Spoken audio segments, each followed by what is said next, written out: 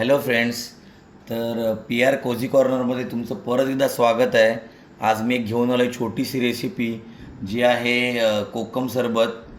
हे आहे आपलं रातांबा ज्याला आपण म्हणतो. ही फळं आहेत, आमच्या बागेतनं आम्ही थोडी काढून आणली होती आणि दरवर्षी मी एक छोट्या प्रमाणात हे सरबत तयार करतो त्याचं.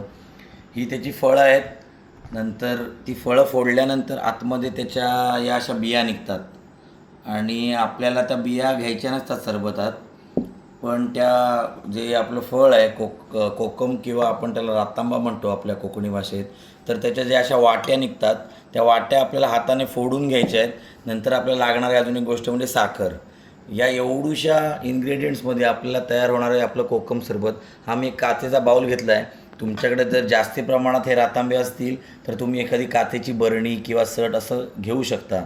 तर आपल्याला असं करायचं आहे की या ज्या वाट्या आहेत फोडून घेतलेल्या, तर त्या वाटीमध्ये ना आपल्याला साखर भरायची आहे.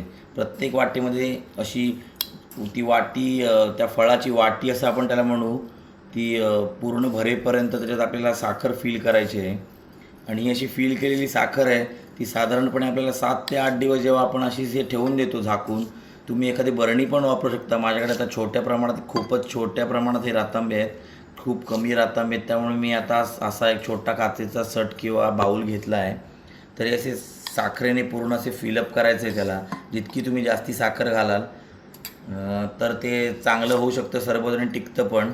आता ही प्रोसेस अशी आहे की या वाट्यांना पाणी सुटतं, ते जे त्याचा रस आहे तो सुटतो आणि या वाट्यानंतर आपण सेपरेट करून ही साखर त्याच्यात मेल्ट होऊन मिक्सअप होते आणि आपलं तयार होतं ते कोकम सरबत असतं, जे आपण त्यात पाणी मिक्स करून त्याचा वर्षभर आनंद घेऊ शकतो. तर तुम्हाला मी एक रातांबा फोडून दाखवतो. तो रातांबा असा आपल्या नखाने फोडायचा असतो आणि अशी बोटाने त्याची आपण त्याच्या बिया बाजूला करायच्या.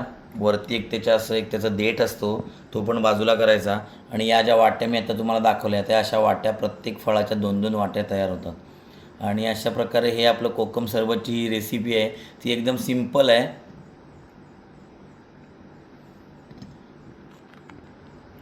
अशा एकदा मी तुम्हाला पुन्हा एकदा परत सांगतो की अशा या प्रत्येक वाट्या, प्रत्येक फळाच्या 2-2 वाट्या आपल्याला तयार करायच्या आहेत आणि त्याच्यात मी आधी दाखवल्याप्रमाणे प्रत्येकात साखर भरायची. फक्त या बिया घ्यायच्या नाही आहेत. अजून एक म्हणजे मी हे माझ्या आजीने मला बनवलेलं मी बघितलं होतं आणि ते मी कॉपी करून तुम्हाला आता किंवा ते मी फॉलो करतो आहे आणि तुम्हाला सांगतो आहे. तर या ज्या बिया आहेत, या बियामध्ये सुद्धा तुम्ही जर मीठ घालून ठेवलं ना तर असं एक वेगळं सरबत तयार होतं, असं खट्टा मिठा प्रकारचं. ते पण ते काय टिकत नाही, पण ते पण तुम्ही वापरू शकता. या अजून मी वाट्या तयार करतो आहे ना, त्याचे वाट्यांचे असे मी त्या माझ्या काचेच्या सटात त्याचे थर लावतो आहे, म्हणजे त्याचे रस जास्तीत जास्त त्या बाऊलमध्ये सुटेल. हा बाऊल मी आता कवर करून ठेवीन हे सगळं साखर भरून, आणि त्या सगळा जो रस सुटेल 7 ते 8 दिवसात तो आपल्याला दिसतोच. असा तो माझा हा खालचा जो काचेचा सट आहे तो त्या रसाने भरत जाईल आणि आपलं फायनली 8 दिवसात कोकम सरबत तयार होईल, जे तुम्ही स्टोअर करून वर्षभर वापरू शकता. तर आता जे माझ्याकडे रतांबे होते थोड्या प्रमाणात, त्याचे मी सगळ्या वाट्या करून त्याचं सगळ्यात साखर फिल केली आहे आणि हा असा माझा बाऊल तयार झाला आहे. ॲक्च्युली खूपच छोट्या प्रमाण आहे, आपण म्हणतो ना एक एक्झाम्पल असं तुम्हाला लक्षात येईल. पण तुम्हाला मी परत सांगतो की मोठ्या प्रमाणावर करायचं असेल, एक मोठा काचेची बरणी किंवा सट जर असेल तर ते जास्ती तुम्हाला उपयोगात येऊ शकतं. हे कमी असल्यामुळे मी हा सट वापरला आणि हे असं तयार झालं आहे. हे मी आता 8 दिवस ठेवून देणार आहे सगळं आणि त्यातला रस त्याच्यात उतरेल आणि नंतर मी तो रस हे ज्या त्याच्या वाट्या असतील त्या श्रिंक झालेल्या असतील तर त्या मी त्या बाजूला करीन आणि आपलं कोकम सरबत तयार होईल.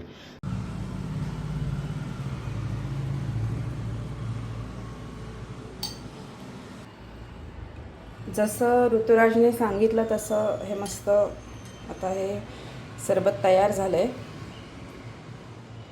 हे आपण त्यातले हे जे रातांब्याचं आता हे असं श्रिंक झालेलं हे रातांब्याची ही सालं आहेत ही बाजूला काढूया आणि हे सरबत आपण एका बॉटलमध्ये भरून घ्यायचं आहे.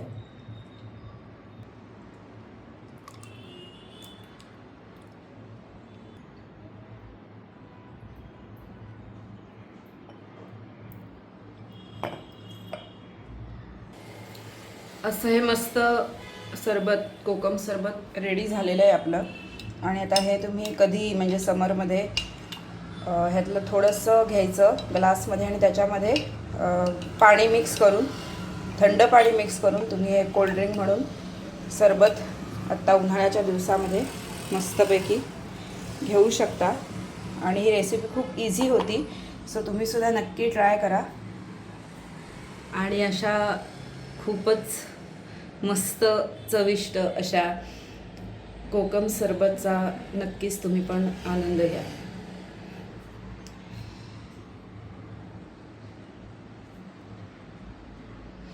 आणि हे जे आहे ह्याच्यामध्ये सुद्धा तुम्ही साखर किंवा मीठ घालून हे जर तुम्ही नुसतं खाल्लं तर हे पित्तावरती हा खूपच उत्तम उपाय आहे. हे पित्तकर असल्यामुळे ह्याने पित्ताचा त्रास तुमचा कमी होऊ शकतो जर हे तुम्ही नुसतं खाल्लं तर. सो ह्याचे नुसतं सरबतच नाही तर हे सुद्धा अजून फायदे आहेत. त्यामुळे आय होप तुम्हाला ही रेसिपी आवडली असेल. नक्की तुम्ही ट्राय करा आणि कमेंट बॉक्समध्ये नक्की सांगा कसं वाटलं ते. भेटूया पुढच्या व्लॉगमध्ये. Bye friends.